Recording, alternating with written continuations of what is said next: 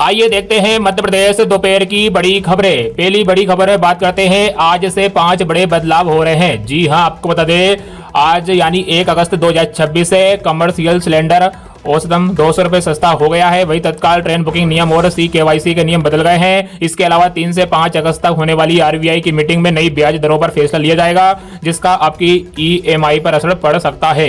अगस्त में होने जा रहे हैं 5 बड़े बदलाव। तो पहला है कमर्शियल गैस सिलेंडर औसतन 180 रुपए सस्ता हुआ। जी हाँ, तेल कंपनियों ने कमर्शियल गैस सिलेंडर औसतन 180 रुपए सस्ता कर दिया गया है। दिल्ली में इसकी कीमत 2930 रुपए हो गई है। पहले ये 3113 रुपए में मिल रहा था।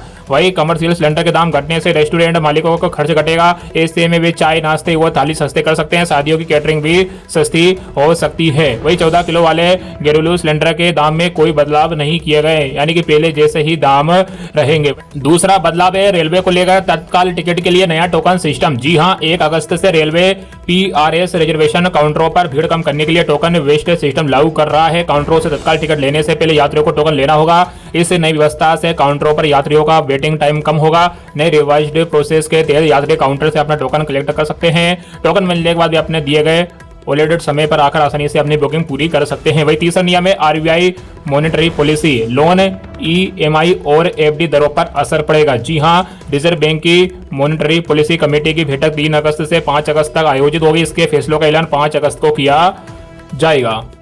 ब्याज दरों बदलाव की उम्मीद कम है, लेकिन अगर इसमें कोई भी बदलाव होता है तो आने वाले हफ्तों में आपके लोन की EMI, FD रिटर्न्स और लोन पर असर होगा। वही चौथा है CKYC 2.0। हर नई जगह कागजात जमा करने की जरूरत नहीं। जी हां, आपको बता दें सेंट्रल नो योर कस्टमर यानी CKYC 2.0 का नया अपग्रेड सिस्टम रोल आउट हो रहा है। इसका सीधा सा मतलब यह है कि अगर आप बैंक खाता खोलते हैं, बीमा लेते हैं या म्यूचुअल फंड या शेयर बाजार में निवेश करते हैं तो आपकी मंजूरी से ये सभी कंपनियां एक ही सरकारी डेटाबेस से आपकी KYC की जानकारी ले लेगी। पूरे सिस्टम में जो भी कमियां गड़बड़ियां थी उन्हें ठीक कर डेटा को और सुरक्षित व सटीक बनाया जाएगा।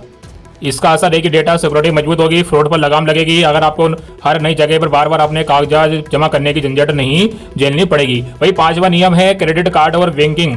जी हाँ, RBI ने क्रेडिट कार्ड के नियमों को अपडेट किया है ताकि बिलिंग में पारदर्शिता बढ़ाई जा सके। इसके अनुसार यदि कोई ग्राहक क्रेडिट कार्ड का पूरा बिल नहीं भर पाता है तो बाकी बचे बकाया पैसों पर ब्याज लगाते समय सुविधा शुल्क, पेनल्टी और टैक्स को उसमें शामिल नहीं किया जाएगा। इसी के साथ अगली बड़ी खबर है PM किसान सम्मान निधि योजना की अवधि 5 साल और बढ़ी। जी हाँ, आपको बता दें नई दिल्ली में प्रधानमंत्री नरेंद्र मोदी की अध्यक्षता में हुई केंद्रीय मंत्रिमंडल की बैठक में ऊर्जा क्षेत्र के लिए एक बड़ा निर्णय लिया गया है। कैबिनेट ब्रीफिंग के दौरान केंद्रीय मंत्री अश्विनी वैष्णव ने बताया कि सरकार ने प्रधानमंत्री सूर्य सरोवर योजना को मंजूरी दे दी है। उन्होंने कहा कि प्रति व्यक्ति सौर ऊर्जा क्षमता के मामले में भारत पहले से ही दुनिया के अग्रणी देशों में शामिल है। अब इस नई योजना के माध्यम से देश के जल निकाय यानी जलाशयों की सतह का उपयोग सौर ऊर्जा उत्पादन के लिए किया जाएगा। इस पहल से देश में स्वच्छ ऊर्जा के उत्पादन को और अधिक गति मिलेगी और प्राकृतिक संसाधनों का बेहतर उपयोग सुनिश्चित हो सकेगा। केंद्रीय मंत्रिमंडल ने कैबिनेट ने प्रधानमंत्री किसान सम्मान निधि योजना को वित्तीय वर्ष 2026-27 से 2030-31 तक अगले 5 वर्षों के लिए बढ़ा दिया गया है। इस अवधि के लिए सरकार ने 3,15,000 करोड़ रुपए का बजट आवंटित किया गया है। योजना के तहत पात्र किसानों को हर साल 6,000 रुपए की आर्थिक सहायता 2,000 रुपए की 3 किस्तों में सीधे उनके बैंक खातों में दी जाती है। फसल चक्र के अनुसार समय पर मिलने वाली इस मदद से किसान अपनी आसानी से बीज और खाद कृषि सामग्री खरीद सकते हैं। वही मध्य प्रदेश में जल्द ही किसान कल्याण योजना की 16वीं किस्त जारी की जाएगी। अभी ही कुछ दिन पहले मुख्यमंत्री मोहन यादव ने मुख्यमंत्री किसान कल्याण योजना की 14वीं 15वीं किस्त के 4,000 रुपए जारी किए हैं। अब संभावना जताई जा रही है कि 15 अगस्त के बाद मुख्यमंत्री किसान कल्याण योजना की 16वीं किस्त भी जारी हो सकती है, क्योंकि 16वीं किस्त भी काफी लंबे समय से जारी नहीं हुई है, तो जल्द ही 16वीं किस्त जारी हो सकती है। तो इसी के साथ अगली बड़ी खबर है 300 करोड़ के ऋण वितरण के साथ डॉक्टर यादव ने 283 करोड़ के विकास कार्यों की दी सौगात। जी हां, आपको बता दें मुख्यमंत्री डॉक्टर मोहन यादव ने शुक्रवार को झाबुआ के शासकीय महाविद्यालय परिसर में आयोजित प्रदेश स्तरीय स्व सहायता समूह के क्षमतावर्धन एवं ऋण वितरण कार्यक्रम में महिलाओं के आर्थिक सशक्तिकरण, रोजगार सृजन और ग्रामीण विकास को लेकर कई घोषणा की है। सीएम ने 283 करोड़ रुपए के विकास कार्यों की सौगात देते हुए कहा कि प्रदेश सरकार महिला शक्ति के सम्मान, आत्मनिर्भरता और आर्थिक सशक्तिकरण के लिए लगातार कर रही है। मुख्यमंत्री ने स्व सहायता समूह को 300 करोड़ रुपए के ऋण का वितरण भी किया है। तो इसी के साथ अगली बड़ी खबर है रक्षाबंधन से पहले बस यात्री को लग सकता है झटका, 20% तक बढ़ सकता है किराया। जी हां, आपको बता दें रक्षाबंधन पर घर जाने की तैयारी कर लाखों बस यात्रियों को अगले सप्ताह झटका लग सकता है। राज्य सरकार निजी बसों किराया करीब 20% बढ़ाने की तैयारी में। यदि ये प्रस्ताव पर अंतिम मोहर लगती है तो प्रति किलोमीटर किराया ₹1.25 से बढ़कर ₹1.50 हो जाएगा। बस ऑपरेटर को एसोसिएशन का कहना है कि अगले सप्ताह प्रस्ताव पर अंतिम मोहर लग सकती है।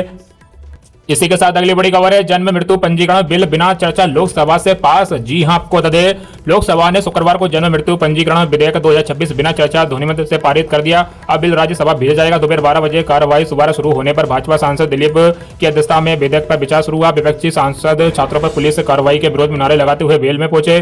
संसदीय कार्य मंत्री किरेन रिजिजू ने कहा कि यह दुर्भाग्यपूर्ण है कि जिन्होंने आपको संसद भेजा है वे जवाब मांगेंगे। बिल पास होने पर सदन दिन भर के लिए स्थगित कर दिया। राज्यसभा भी ठप रही। हंगामे के बीच सभापति सीपी राधाकृष्णन ने विपक्ष से कहा कि आप चाहते हैं कि सब आपको सुने, लेकिन आप किसी की नहीं सुन रहे, ये तानाशाही है। इसी के साथ अगली बड़ी खबर है, 16 तक ई-केवाईसी करा ले, नहीं तो घरेलू सिलेंडर बंद। मध्य प्रदेश में से 39 लाख ग्राहक। जी हां, आपको बता दें रसोई गैस उपभोक्ताओं के लिए चिंता की खबर है। 16 अगस्त तक आधार आधारित बायोमेट्रिक ई-केवाईसी नहीं कराने वाले उपभोक्ताओं को घरेलू दर पर एलपीजी सिलेंडर नहीं मिलेगा। तेल कंपनियों ने उपभोक्ताओं को एसएमएस भेजना शुरू कर दिया है। मध्य प्रदेश के 1 करोड़ 73 लाख सक्रिय घरेलू गैस उपभोक्ताओं में से 39 लाख यानी 22% का सत्यापन बाकी है। भोपाल में 7,50,000 उपभोक्ताओं में से 1,94,000 की ई-केवाईसी नहीं हुई है। गैस एजेंसी संचालकों के अनुसार ऐसे उपभोक्ताओं को घरेलू सिलेंडर की जगह गैर घरेलू दर पर सिलेंडर लेना पड़ सकता है। हालांकि कंपनियों ने इसका आधिकारिक आदेश जारी नहीं किया है।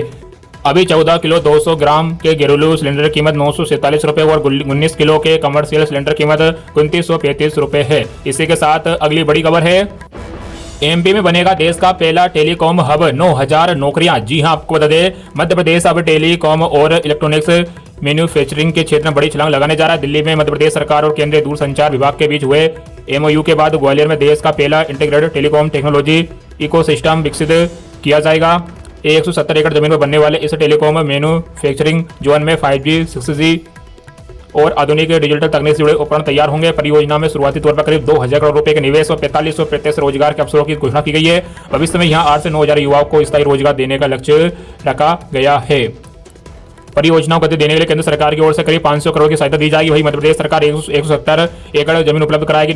इसी के साथ अगली बड़ी खबर है, राजस्थान, बिहार समेत 18 राज्यों में अलर्ट। जी हां, आपको बता दें गुजरात में शुक्रवार को हुई भारी बारिश के कारण कई जिलों में बाढ़ जैसे हालात बन गए हैं। सूरत में सबसे अधिक 24 इंच बारिश दर्ज की गई, जबकि 12 अन्य क्षेत्रों में 10 इंच से अधिक बारिश रिकॉर्ड की गई है। मौसम विभाग ने शनिवार को गुजरात और केरल राज्य के कई जिलों के लिए रेड अलर्ट जारी किया गया है। पहाड़ों पर लगातार हो रही बारिश के कारण उत्तर प्रदेश में गंगा, घाघरा और सरयू समेत 10 नदियां उफान पर है। बलिया में सरयू नदी के कटाव में एक ही दिन में 9 मकान नदी में समा गए। मौसम विभाग के पूर्वी राजस्थान, मध्य महाराष्ट्र, गोवा और कर्नाटक के लिए ऑरेंज अलर्ट जारी किया गया है। वहीं पंजाब, हिमाचल प्रदेश, उत्तराखंड, हरियाणा, दिल्ली और बिहार समेत 12 राज्यों में येलो अलर्ट जारी किया गया है। वहीं मध्य प्रदेश में जुलाई में 2 लंबे ब्रेक के बावजूद मध्य प्रदेश में बारिश का कोटा पूरा हो गया, लेकिन जून में कम बारिश होने की वजह से आंकड़ा 13% कम है। इस कारण 55 में से 42 जिले ऐसे हैं जहां पर सामान्य से कम पानी गिरा है। मौसम केंद्र की माने तो सिस्टम के कमजोर होने से अगले 4 दिन भारी बारिश होने की संभावना नहीं है। हालांकि अगस्त में कोटा पूरा हो सकता है। प्रदेश के मालवा, निवाड़ यानी इंदौर, उज्जैन संभाग में पिछले 48 घंटे के दौरान अति भारी या भारी बारिश का दौर रह सकता है। वही खरगोन, बड़वानी, बुरहानपुर, खंडवा, रतलाम, धार समेत पश्चिमी हिस्से के जिलों में तेज बारिश हुई। शुक्रवार को खंडवा के कपास और मक्का की फसलें खेतों में बिछ गई। तो वीडियो को लाइक करें, चैनल को सब्सक्राइब करें। इस वीडियो को ज्यादा से ज्यादा अपने मित्रों में शेयर जरूर कीजिएगा और कमेंट करके हमें जरूर बताएं कि आप इस वीडियो को किस जिले से देख रहे हैं। तो वीडियो को ज्यादा से ज्यादा शेयर कीजिए।